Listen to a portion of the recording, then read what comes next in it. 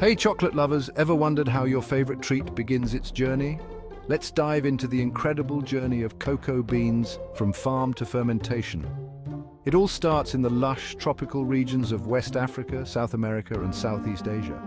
Farmers carefully tend to cocoa trees, which bear fruit called cacao pods. These pods are harvested by hand and split open to reveal the precious cocoa beans inside. Now, here's where the magic truly begins. The beans are scooped out and placed in large wooden boxes or banana leaves for fermentation. This process can take up to a week and is crucial for developing that rich chocolate flavor we all love.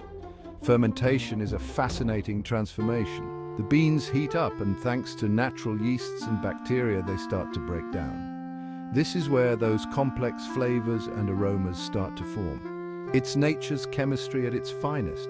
After fermentation, the beans are spread out to dry under the sun. This can take several days and helps reduce moisture content, ensuring the beans are ready for the next stage. The dried beans are then packed up and shipped to chocolate manufacturers around the globe. From there, the beans are roasted, ground, and refined into the smooth, delectable chocolate we savor.